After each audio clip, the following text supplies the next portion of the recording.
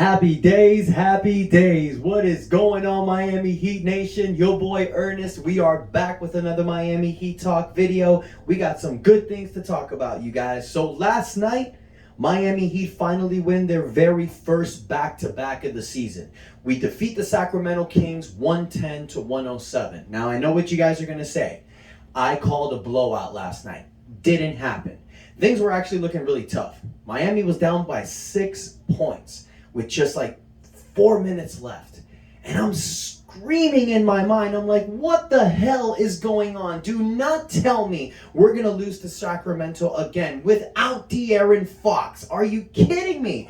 I know Kevin Huerter has been killing us. I know Sabonis is a beast as well down low. But we had enough to beat them. Even with Jimmy Butler not playing. Without Victor Oladipo. Without Omar Yurtseven. Sacramento's not a playoff team. I figured we'd take it. It looked like we were going to lose, but no. Miami Heat came out in the end and pulled that W. All led by this man right here, Tyler Herro. Tyler Herro did his thing last night, but let's not just talk about the thing he did. That game-winning shot at the end. It was a tie game, 107-107. Tyler Herro pulls the setback, fakes, brings it to the right, throws it in for the three-point shot and wins the game with literally 0.3 seconds left. Tyler Herro, you are my player of the game. 26 points, 12 rebounds, dominating on the offensive front.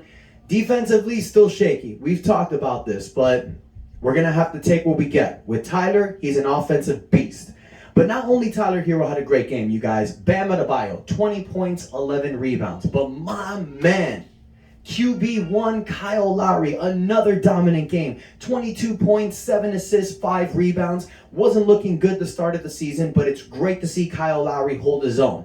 Especially when Jimmy Butler's not playing, you guys. We need people to step up. Now, they said Jimmy had a hip injury.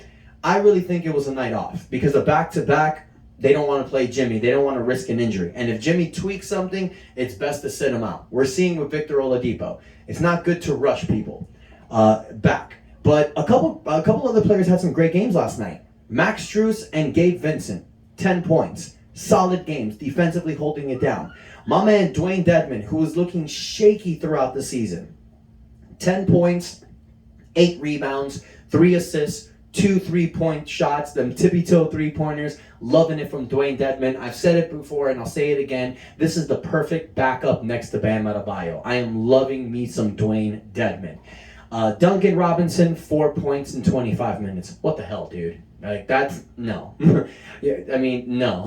No, I mean, guys, it looks like Duncan's going to be sticking with us because I don't see a team that's going to give up anything for Duncan Robinson. Dude's got 3 more years left in his deal. He's having games like this, so I think we're stuck with him. And then also you got Caleb Martin, 8 points in 30 minutes. I know scoring isn't really Caleb's thing, but the more and more that I'm seeing it, you guys, 9 games into the season, I don't think Caleb Martin is the answer at the starting power forward. I love him coming off the bench. He's a great rotation player. He's great to fill in for Jimmy Butler, but to be our starting power forward, no. A trade is desperately needed, guys.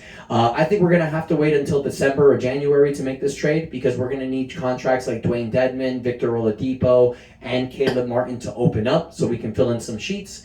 Because the only tradable contract we have right now is Duncan Robinson, and I don't see a team taking just him. We're going to have to throw in some fillers. Now, if we want to get somebody who's going to take us to that next level, if we're trading Duncan Robinson, we might have to add Gabe Vincent or Max Strus in that deal.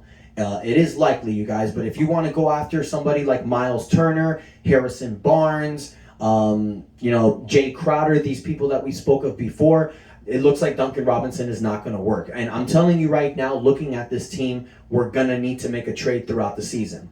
Why do I say that? We've won back-to-back. Why am I being negative? I'm not. I'm just seeing it for what it truly is. This Miami Heat team with the current roster we have now, I don't think that we are 100% our best selves. I think we can make one more move to improve this team and make it better. We lost PJ Tucker. We didn't make any additions. We need to make a trade. We need to improve our team because this Eastern Conference is looking like a juggernaut. It's very competitive. And with us losing games like Sacramento and stuff like that and Chicago, we're not looking like a championship contender. Now, we're sitting at 4-5. We're 9th seed in the Eastern Conference, so we're in the playoff mix, okay? We have a lot of winnable games coming up, I feel like. You got a game tomorrow against Indiana. Winnable. Then Monday the 7th, we got the Blazers. My birthday's November 8th, by the way, so show your boys some love that day if you can. Then on the 10th and the 12th, we have a back-to-back against the Charlotte Hornets. Then on the 14th on Monday, we have Phoenix. So those are our next 5 games. I feel like these are winnable games. With the way the Miami Heat's been playing this season, I can see us go 3-2 with those games. I'm not going to say every game's a guaranteed win because we've lost some bad games this year. But if we go 3-2 or even 4-1 in the next 5 games, we're going to put ourselves right back there in the playoff echelon as one of the best teams. But we need to do it, and we need to do it now. Now, a trade's not going to happen right away, you guys, so we're going to have to ride with this team. But it's like I said yesterday, I'm noticing that with this team, the only way that we're winning games is when everyone's hot. We don't have that one guy. We don't have that one superstar that can say, put everything on my back, we're going to ride. Now, Jimmy's our guy. Jimmy Butler is our guy. But we don't lean on him like that in the season. You know, he's not Luka Doncic. You know, he's not Devin Booker. He's not at that age. With Jimmy, he's going to have nights off. Jimmy's going to play anywhere from 50 to 60 games this season. I'm telling you guys, you're not going to see an 80-game season from Jimmy Butler. This isn't the days of Michael Jordan and Scottie Pippen. You know, these guys don't play full seasons because they rest up for the playoffs. It's ridiculous sometimes, but hey, whatever works, works. So right now, this is the squad that we're going to have to go to. And what sucks is we're 14 deep, right? We have a 14-man roster. But the 15th spot is not given to anyone because we don't want to pay luxury tax. The 14th spot, which is Udonis Haslem, he doesn't really play. You know, he's there for motivation. So that brings us down to 13. Victor Oladipo and Omar Yurtseven are not playing. So that brings us down to 11. So we really have an 11-man roster. Last night, Spoelstra only used 8 guys. Spoelstra doesn't go deep into his bench. So that's why I'm saying we need a trade. We need an upgrade of players. That is just a fact. Right now, this Miami Heat team, the way that we're going, second round at best. And that's just me being honest, you guys. Do I feel that we can get lucky in the playoffs and make a championship run? Absolutely. Because when playoff Jimmy gets activated, he's in a level that we never see. We've seen it in 2020 and 2022. But one thing that we noticed last year in the playoffs, you guys, and we've talked about it many times, playoff Jimmy needs help.